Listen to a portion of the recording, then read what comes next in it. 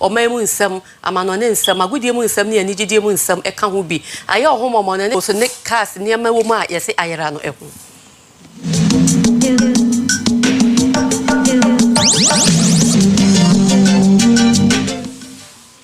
Anese fona midwife hu nkafo muku wode oye echiato dwumaji ahyedo a eden bieni a otoedo eni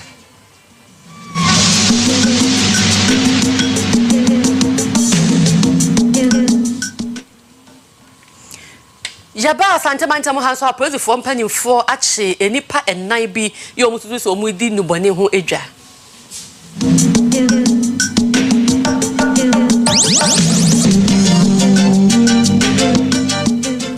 na wo amanane hu nsemu earthquake bi esi wo Pakistan ma yereka se inidefo mbi nyimpa bebre nara we ho ne tire didi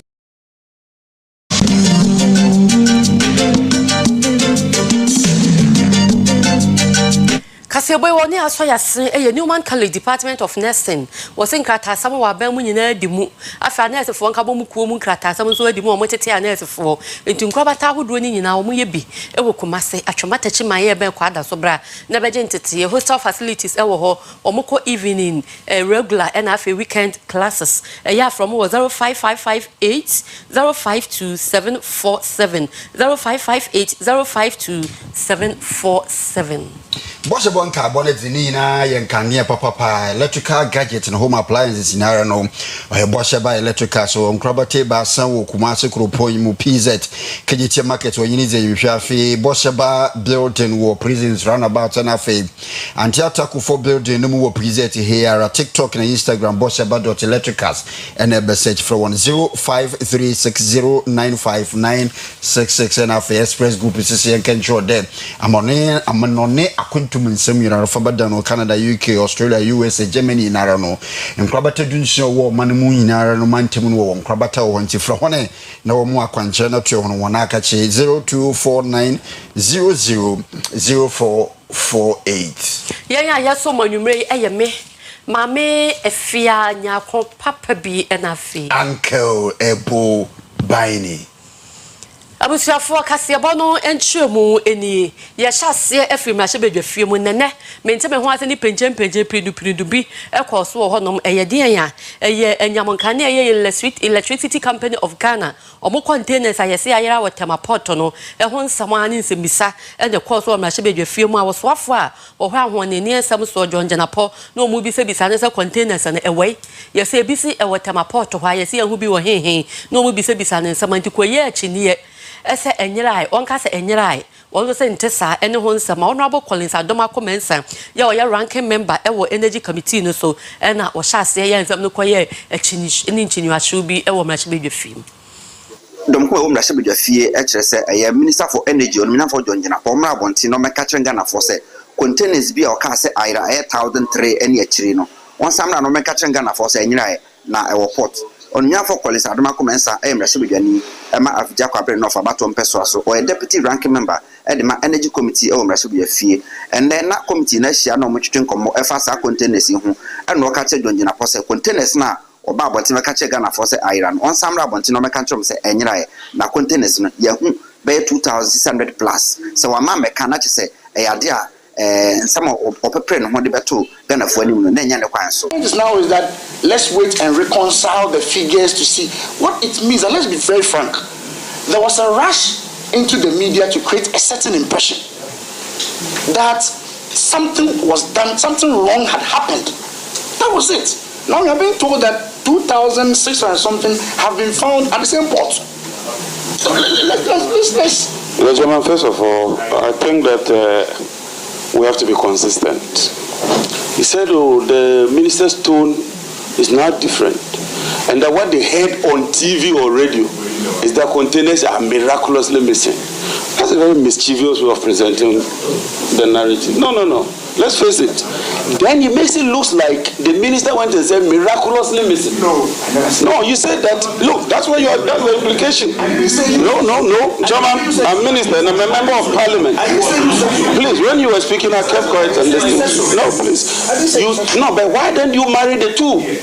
That you said that the minister is now sober. So when we heard on radio, no, that means I wasn't sober.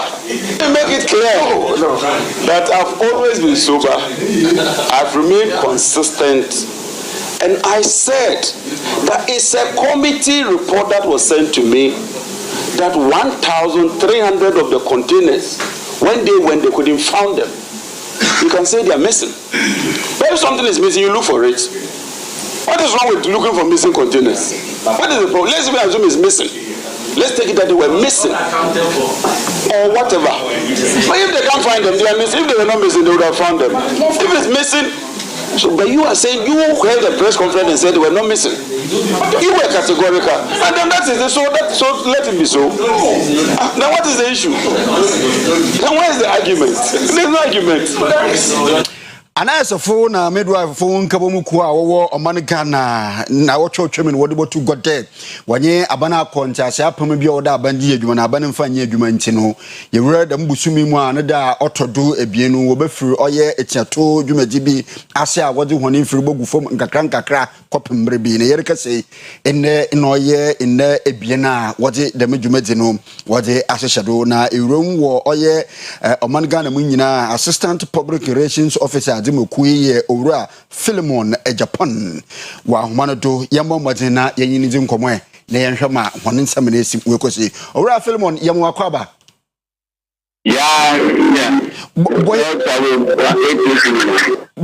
boy henin chirem dambre mo nhye tene de odikan no abaade na mo ye ede otodo abien de dey abaade na mo ye efi na de chenere kono anamontube na molutu.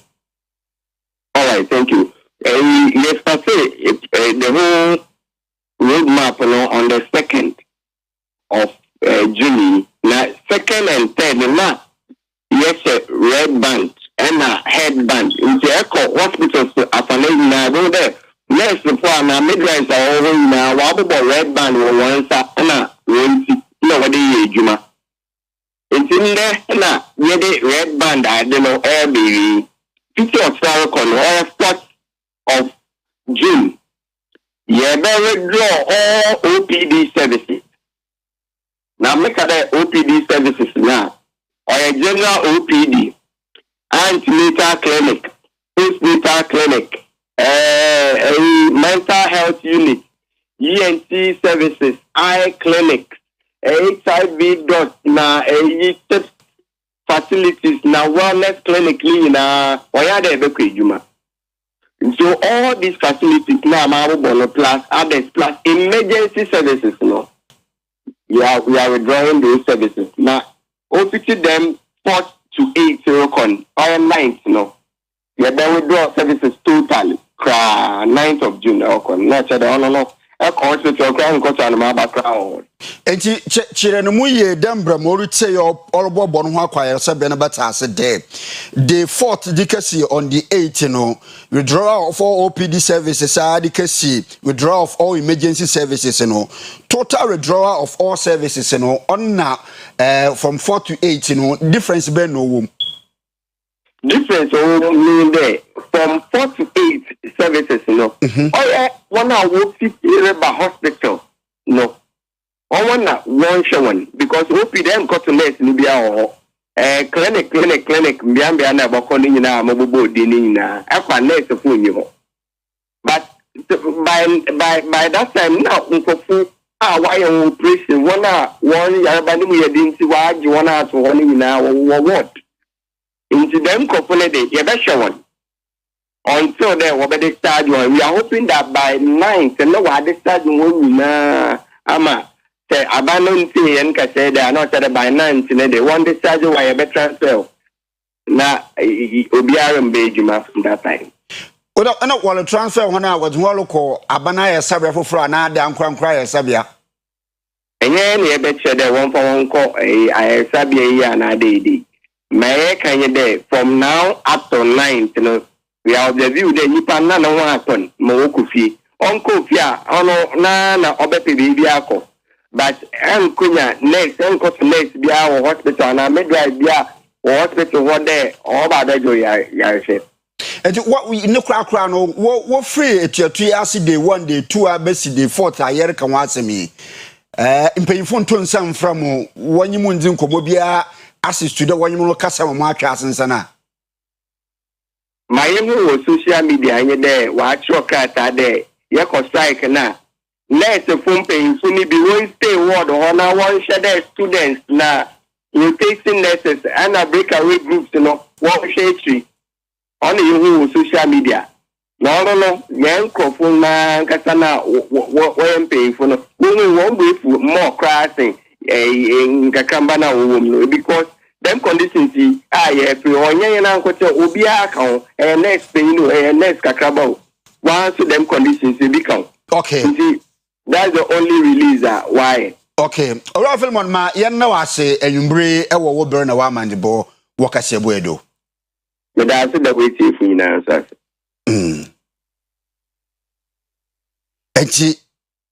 Yatwa kasiabonu so mama for her environment science and technology so Dr. Ibrahim Mutala Muhammad wodi atodwa chemu se obinfo bi wo ho no ma no wa ye hwehwemu pa ya research ni bi na eda ho obi ewie school pon obi ya masters ne yekeka no wa ye research na eda ho ebia wo ha obi ho ene kwa ye be fa so asa wo ha ne betimi asia no ye wi ane atum ne eda ho ye mfa nye hwe emmo man ne nkwa na ni mo bibia wo se no ne betimi dia ye adwuma ama mfa so aba so sika bebam ya ebe sa abo anim die ne ye dia solve ana ye dia sese wo ha ahodo bebre nso a ekoso and ensure that our innovations do not remain confined to the walls of our laboratories and universities. Instead, we must propel them into the marketplace where they can create jobs, stimulate growth, and improve the quality of lives of our people. And this forum could not have come any time better than now, when we have huge numbers of joblessness, particularly among young people in our country. To understand the urgency of our mission, let us consider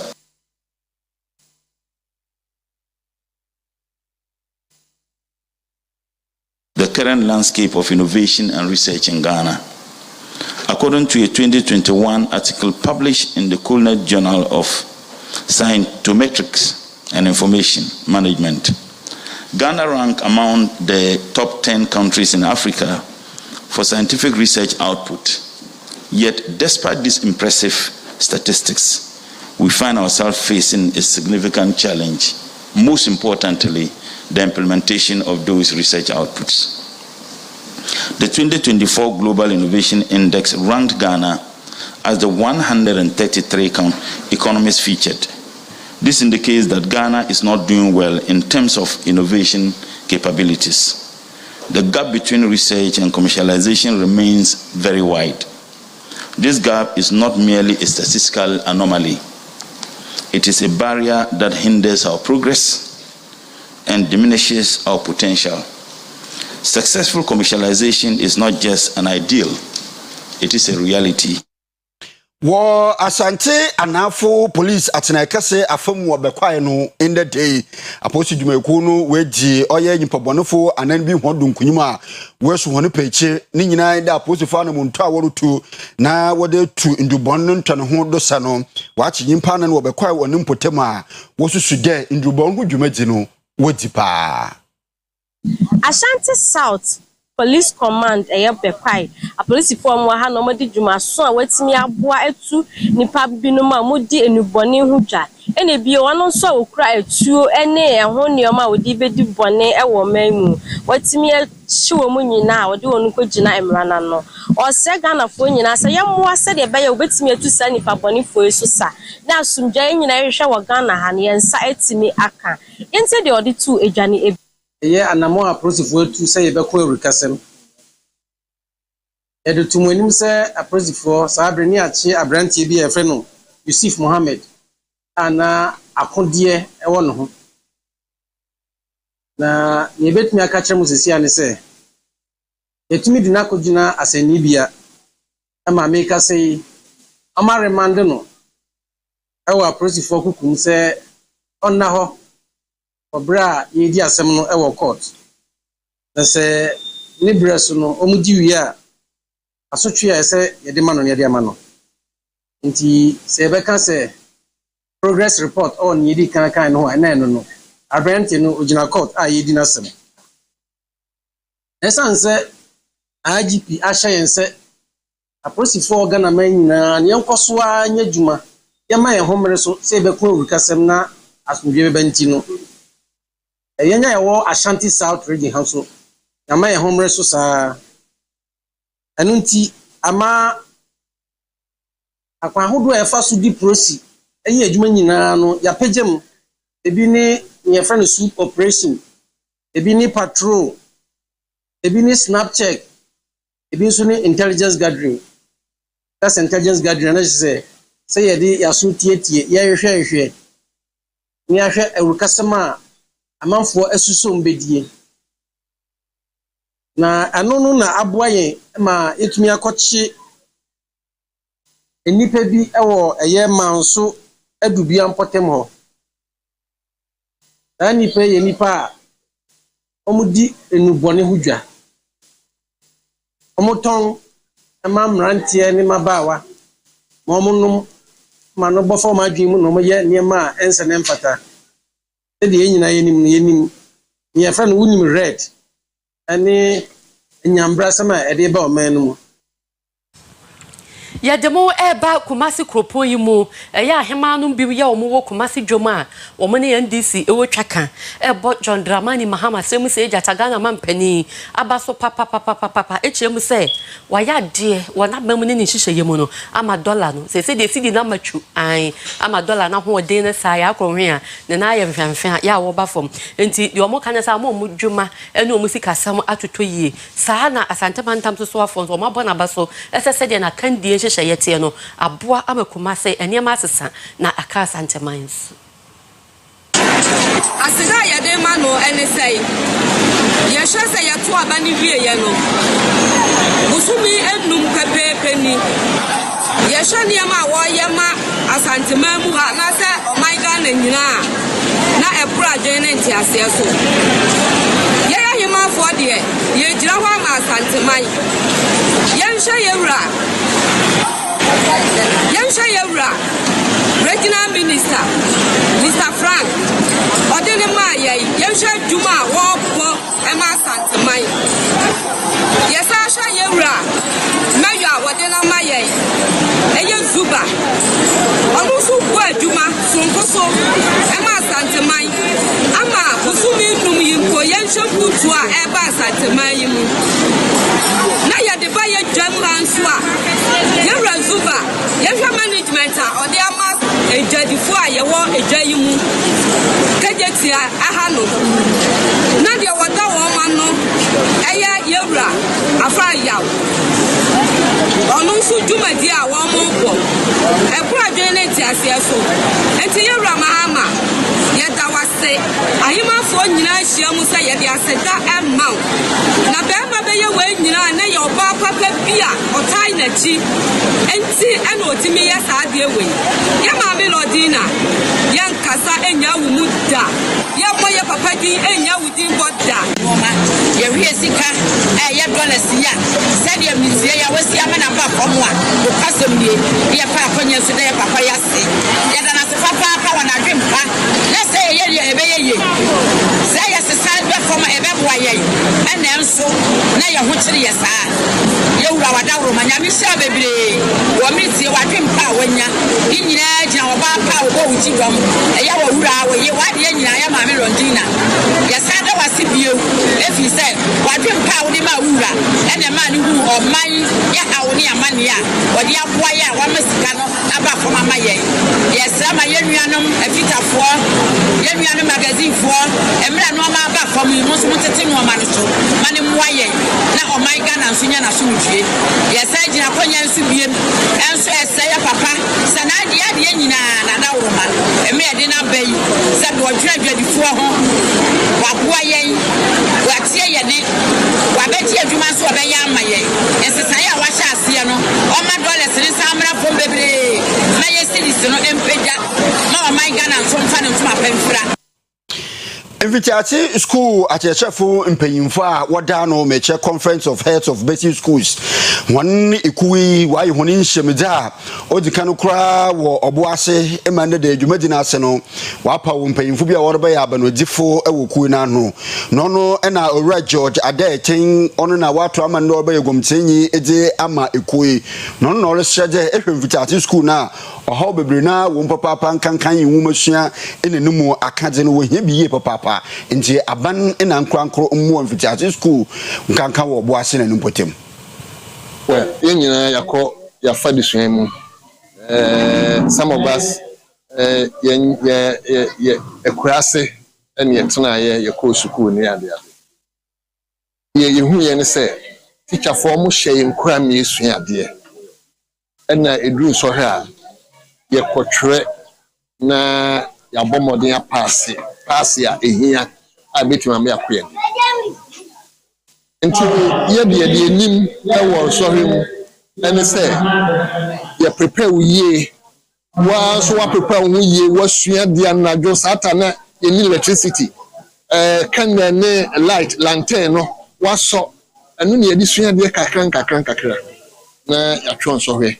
na ya me ada ma ne ya pass ne ya koye ne ya koye papa say enu me gina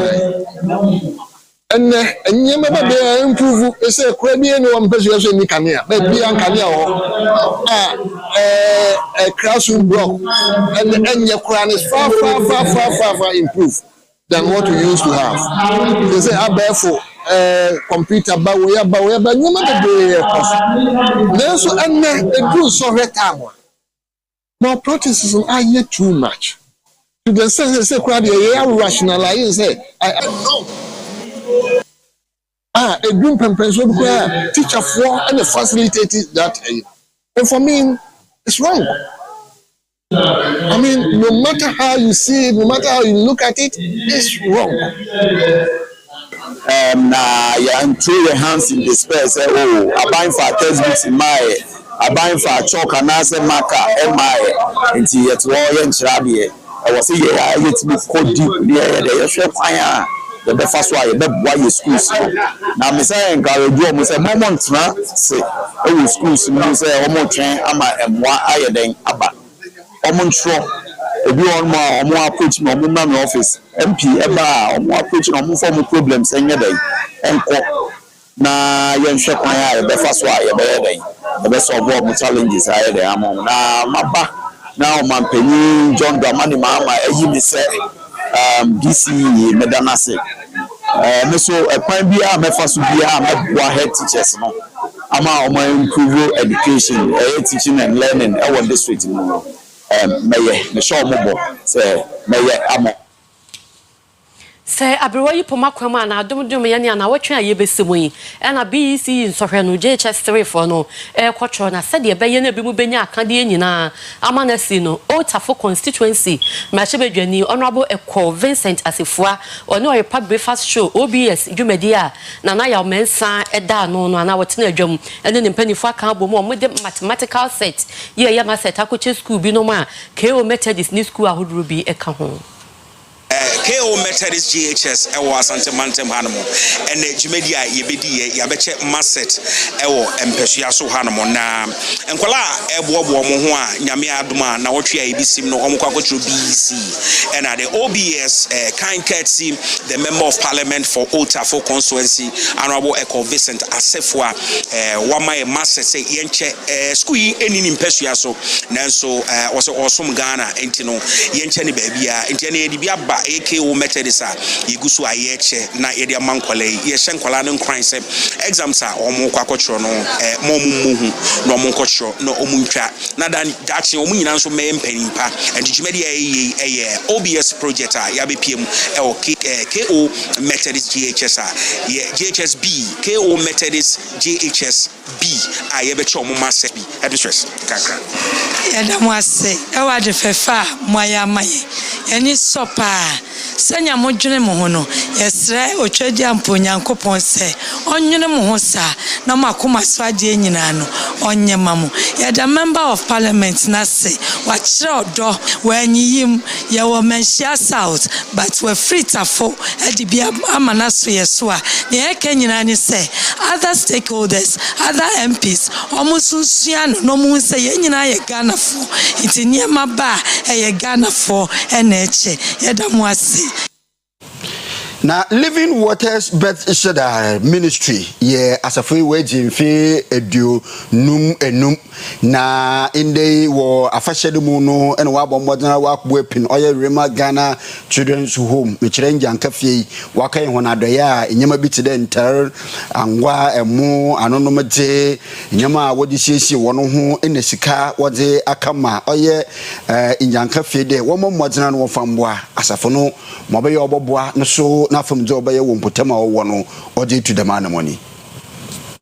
Living Waters Baxiba Ministries edi anomde ahoro ntama omo bags ahoro anwa toiletries ene niema ahoro a enen eka ho na fe sika pudu into title na wore kwaboa Rema Ghana Children's Home a enen ewo patase ewe sante mantam yi emu na we ayanhyehyɛ ahoro a woye de aboa society ahoro atwa won ho ahya titiri ni won a won ni bi tade ebe ya mfirinhia aduonum a na wodi no wobetimi aye won afamude ede aboa ahoforo na bre a sofo panin a wonen na woda asafo yi ano Reverend Samson ayensu kasa ena odi tugwa ekyerese wei eye niama ahoro a wotaye ede boa won a woni bi na fei won a won so anyin edi won panin fiso sade ebe ya ehyehyɛ ni ahyɛde a won konkron de ama won ewo nyame asemu no wobetimi aso ano na ɛhɔ ena odi tugwa ekyerese inhira dodo ena ewom se nipa obetwa wani ede ahwɛ inyanka nyisa na fei mobrofo ahoro a wo society no emu Beseda Church Mission your branches.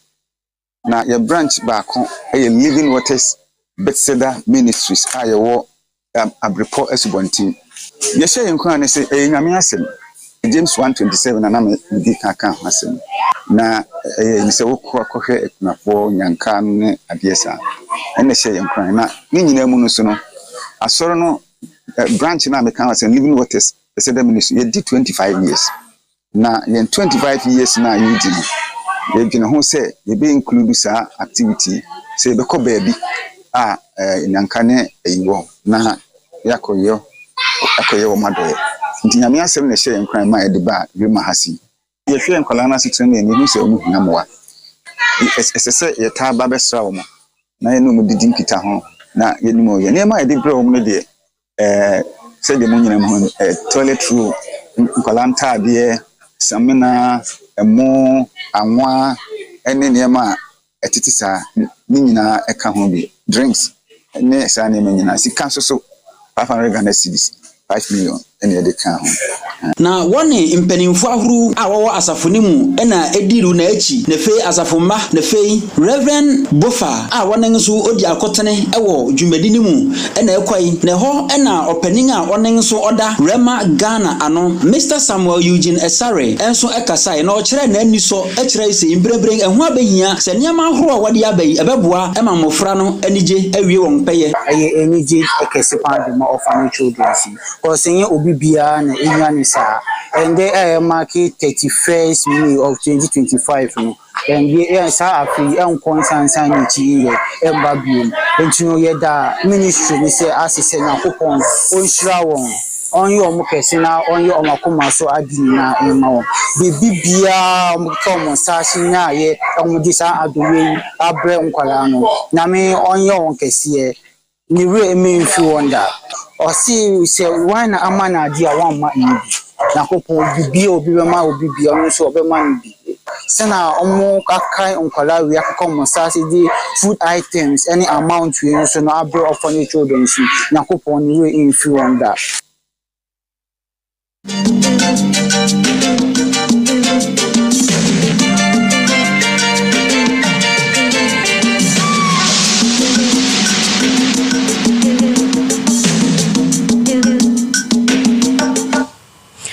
Edi adwadiemu kase etwa so na eye Exporters Federation ye omo kra ne omo de ne amafiri oman mu ekwa amano ne ekoton empanimfo ne omo akomampani aso ye ne na kodi nkomo na mampani de atodwa se wono waye kra do so obeboa atoto ne ma obi a wodi dwa bia eho ahware no na adwadiemu na ne ma akoso toten edi amano so woni aso ye a omo hwe sika sam so ye finance ministry no na afi Bank of Ghana ye oman sika kra bia kase no egusu atoto ne ma se ye sika sam ni begina na aboa adwadifu.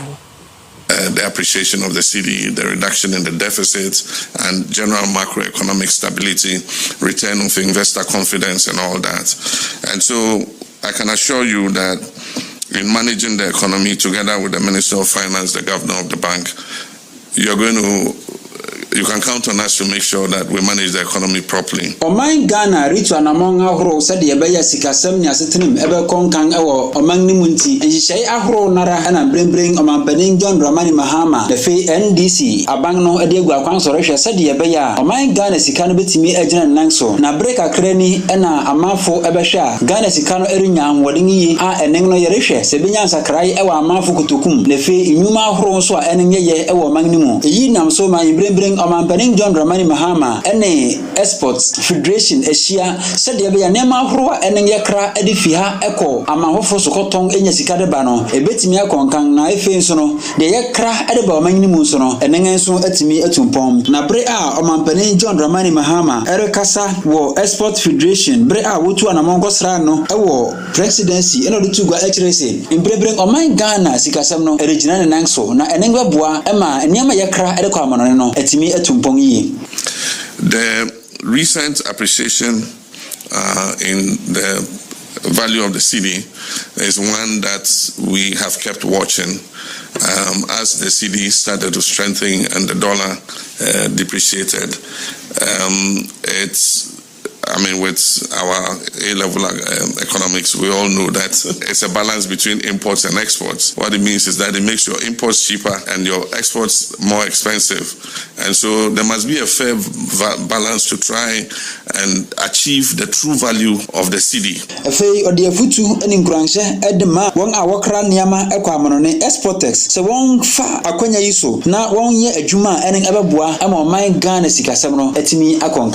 so myself, the governor and the finance minister met and discussed it, and they think that the real value of the cedi is anywhere between 10 and 12. And so it's a challenge to our exporters to take advantage of the cedi's appreciation, because then the advantage you also have is raw materials can be cheaper. Fuel has gone down, so transporting your products and all that will be cheaper. Port charges will go down, and so it has incentives for you, and at the same time it has incentives for importers. But I'm asking the importers not to take advantage of it and flood us with all the, Nkatia burger and things that they bring from other countries. Let's try on the import side to import substitutes.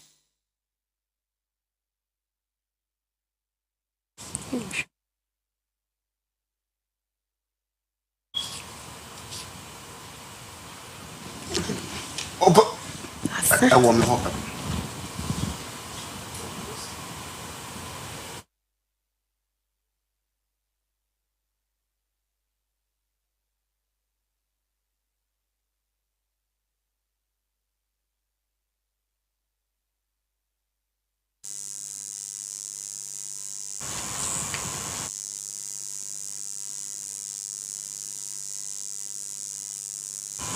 Yet also our Jadiabu Seminoma Great Tax Youth Africa Executive Director Wada no Yorua Baniani Ado and what they are to just say I buy any answer said ya buy me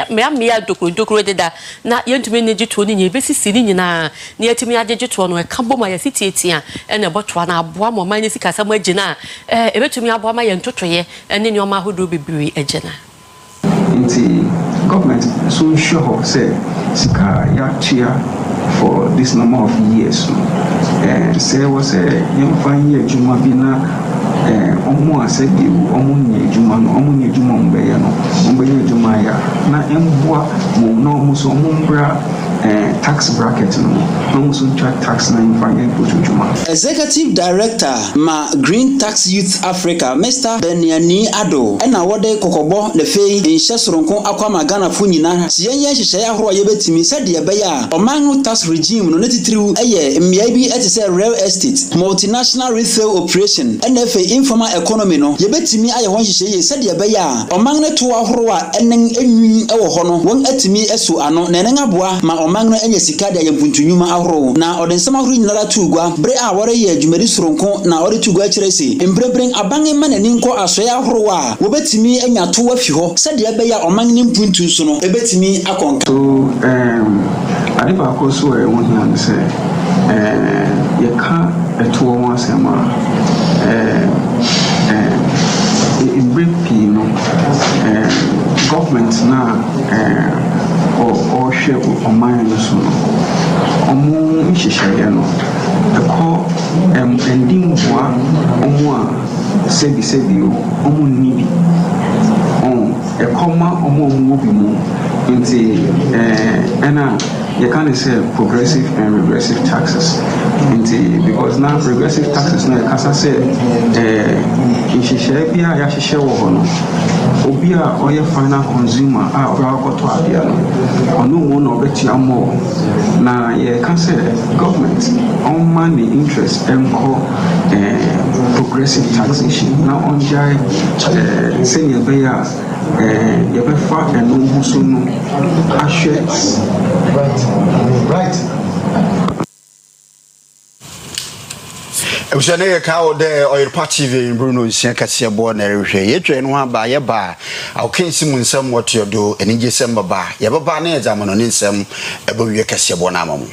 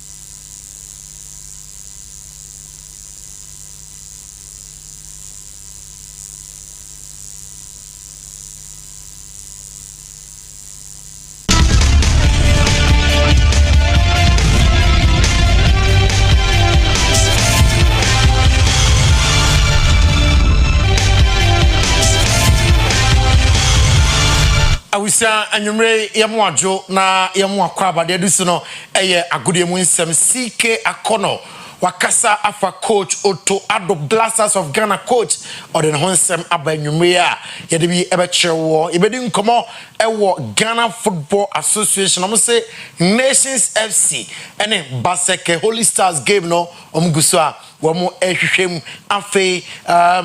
Blasters of Ghana, Yansem and Ghana football and seven sports minister Edna no etimi atum Ghana Premier League match day 34 faces na ababontia ebemu wahwebi enne enwumre weni afoforo pin de nam se agudie mu nsem sports lawyer ne yes, FCK Akono former coach Emma Asante Kotoko former coach across the folk ebe coach Blasters na nkoye o se coach Otto Ado ntman for Ghana and qualify and World Cup the nemum omo na omo ye yempam no na on support. If we sack him, it means we are going to bring another coach who is going to bring a new idea, tactical play, and sometimes it gets too much for the boys. You understand me? The fact that the FA stood by him, you know, of course, for us, media people and all that, we want results. And it's not good, but you know what we went through, I've said it. Any other big teams have been through that. You know, tell me, when was the last time Germany, after they won the World Cup in Brazil, what have they been up to? Yeah, nothing. I mean, they've even they hosted the European, they lost at the, I think, semis. Yeah. You know, Brazil themselves, the almighty Brazil. I mean, they are struggling now. You know, so it's seasons. And once it happens to you, what is important is that you need to be calm. What was important, I think the FA was calm about it. Yeah, the atmosphere was toxic. It wasn't good, but they were calm. And I think the reflection of what is going on now is because they were calm and they encourage the coach and work. And we can clearly see that things are going well for them. We are all hopeful and we believe that definitely the coming World Cup will be there. Even though the qualification is not done, we strongly believe that we will be there. And so that is what we need to do. Sometimes changing coaches is not the results, you know, because it's sometimes not anybody's fault. It's just the moment, the situation, the season. It's not going well. You need to be calm within that period, and then the end result is always good. We are good about. Match day 33 ewo Baseke enyina se wamo any nations at the boy game no amana wiye na Ghana Football Association say omuguso amoye investigation. Ghana Football Association investigating reported incidents of violence at Baseke Stars Nations FC match. Na Ghana Football Association GFA has taken notes of reports of violent incidents that occurred during the Ghana Premier League match between Baseke Holy Stars and Nations Football Club played over the last weekend.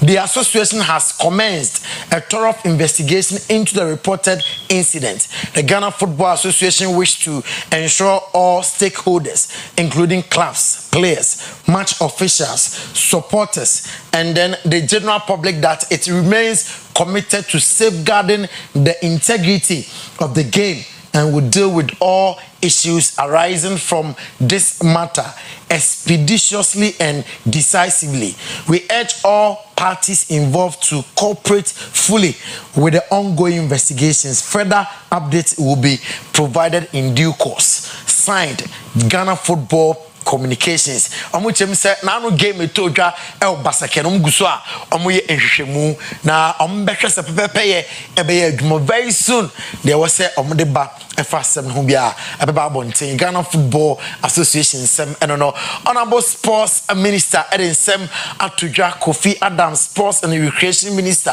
or say Ghana football no ehia proper education and sample and it's my father ntoma pa efra. Continue to have such situations. What I have seen and know we must do is to have proper education of one. Club owners, club management need serious education even before the fans. Our club owners seems not to be up to the task. Some of them, not all. some of them not to be up to the task beyond just owning the clubs. They seem not to be up to the task. Management of some clubs clearly seem not to understand. They are so clueless about what football is all about. We need really to spend some time in dealing with this category of persons also, even before we go to the fans. Then the officiating officials and badge commissioners, referees and their assistants must also have their part. And people must be punished when they are found to have done something wrong. In a country, Ghana, that have a lot of love for football, we will benefit from it. But if we allow things to continue this way, you will have 90% of your football-loving people focus on the European leagues and other leagues other than your own league. That is not why some of us are there. And so I'm waiting for the final report that we will go into all these matters, and we think that club owners, club management need serious education, and we must pay some particular attention. Ghana Premier League last round of games, match day 34 say, and a fixes no it's here now. Also Fana Day showdown. And Tihato folk NAFC Summer Test 1996 and Abebo Accra Sports Stadium Go Stars LBB Dance Park on the Accra Lions Dreams FC and Legon Cities Bechem United Young Apostles Adriana Football Club was Sajefo Nana Adjumambadu Park on the Baseke Holy Stars and a day Airborne Nations Football Club or Dr. Kwame J Sports Complex on the Heart of Lions and a day Airbus Midiama and a Brekum Chelsea with TNA Stadium Vision FC or near J Kraku the second Sports Complex on your Sante Kotoko and a Airbus Sunday at 3 p.m. simultaneously and at matches Nina Etoja and also any ejina na enwumre agudie mu nsem no ye de nyina esiha sports lawyer near the only sports lawyer in Ghana football na ma intifo e de anigide kase etwaso.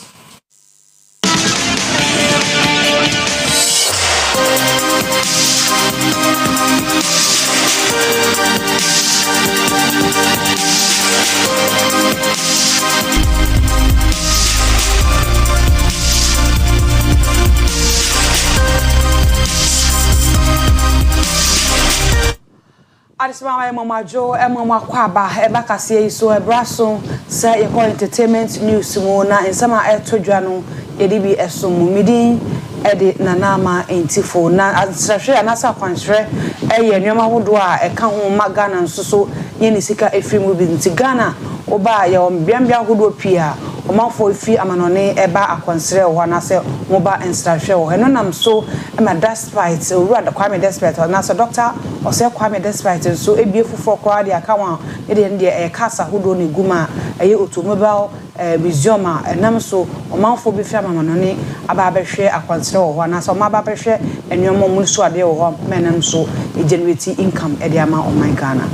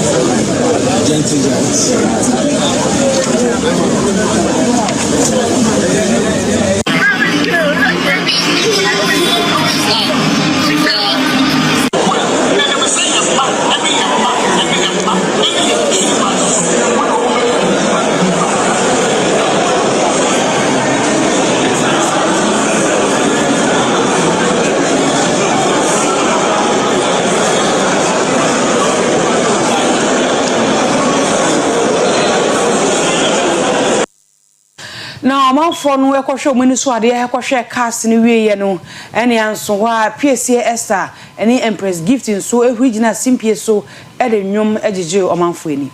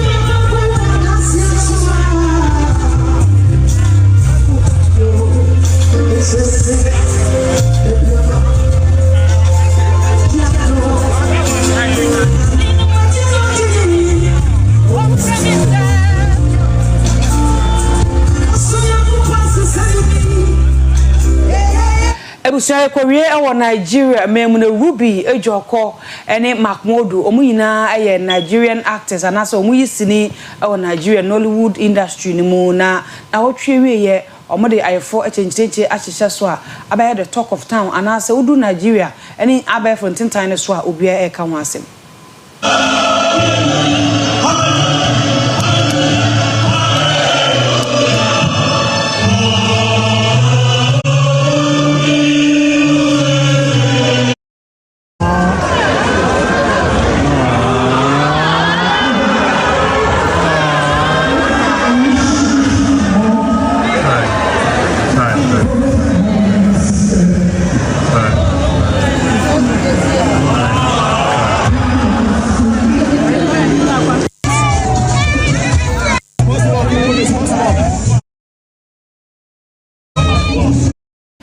Ebusia yegina we so na ye de nje kase aye bo ano e de beso mu no esi miride na nama intifo anka ebo bani one mami efie nyako ewie kase bo no ewo amano ni madawase amomo no hwa abro.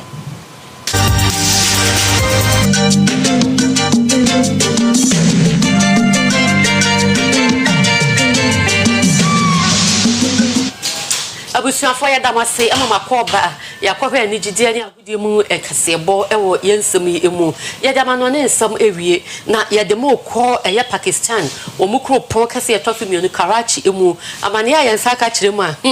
atase wo so esi wo ho na na so ma prison fo ha no ma break jail o ma dwane so ewo Pakistan man krupon Karachi mu amenu mu no neduafo wo neduafie kase wo Mali jail no enam so ama base 216 ena adwane afri neduafie ho saa semia ka ho bi ama Ali Hassan Zabdari a oye oswafo ohwe neduafo nsem so aba bechirim se ekoba asase wo so saa no na neduafo no yem hwehwe eno na nam so ma gate kase ya da no ne bu ya dodo na afa mu epiye ne nyina mu na post eyeye de obetimi bia atutu no cry and I'm so many pabako at one and one shadow. Ultimately, you have 4 beds 130 as I don't go shame. The 260 district prisons are fine if you have 4 beds of 5,000. Then you know, penny shimwa and paying for a chassis yen shimwa for home. No be beyond who boss answering and ya dear than home a better no. Amansan enkabomuku ya ende wahwe na wabua amana okwa horo esim mantino wakwa ahokyerem umane beti da Sudan de yerikase wo oye hwan etifido mantem da 4 nimpotem hono wade oye hwan tracks ahoro nka emu ahoro wade kama ma etuantefo etu aso hono do ayerikase nyimpepepre ye pa amansan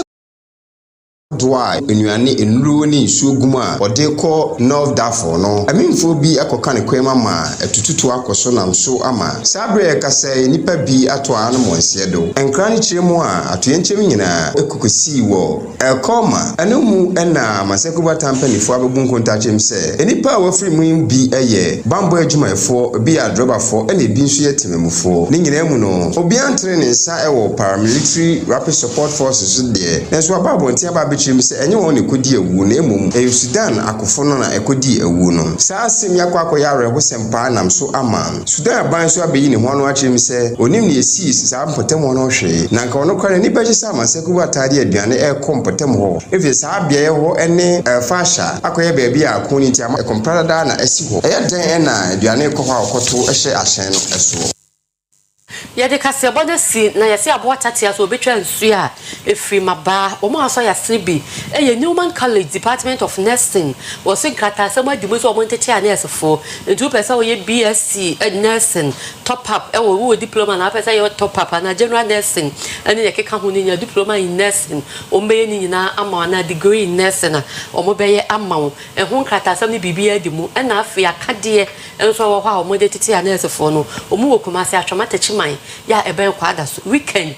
evening and have regular classes and I will be our need ho a ebe boa no na wakoye bi ba bia wo free ma na ha hostel facilities e wo ho ya obenya ba bi ada ya no afa 0558 052 747 0558 052 747 sa na ka was a virtual suman nyame ya adoma ochini uku ya wo omo Oyerepa FM 100.7 so ahomache no miensa ekosi se nonum ebe bo apem 3 am to 5:30 am and the empire bonin church jumedi ebekoso eya wada ifiada ena memeneda nti memeda no mu wie ne bonunsia Oyerepa conference hall omon don hwimi nu mpa ibo enso ebekoso ohunti akwanya wo homo bibia ya pese obeka virtual so ma ho se obeba empire bo no obetwire wudi kapre ene se mpo akora wuntwe bi Oyerepa ose ifrinyame Express groups man can show day in the day according to one some yaman and nina for dan one mantem dun show man Ghana mu nyina wo nkrobatan sere from one ahumai na be biara pede to kon kwaro mu akwanche 0249000448 afi Bosheba Electricals in Kanye papa fie intino electrical gadget and a home appliances de ebo Bosheba Electricals e be ni mu nyina bi nkrobatan ye basa dum PZ kejete market nyize nyimhwafe dum Bosheba building you been present run about a doom PZ and Tataku for building no more hafe abe fontain time for me TikTok and Instagram so no ya boy pinu ebe search bosheba.electricals na ehunye nyene me bi nso yezi egu ho bo modern friend 0536095966 adeshamai ma eha ene brema kwan ma yede ye kase bo yede be so mo ne bena enwumre ni nyina ebesi adomdom ya ne wo changa pano nsia Oyerepa kase ebeba wonche ebiem midi ede mame efia nyako papa bi ena fi uncle ebo baini yada masema mwini hweso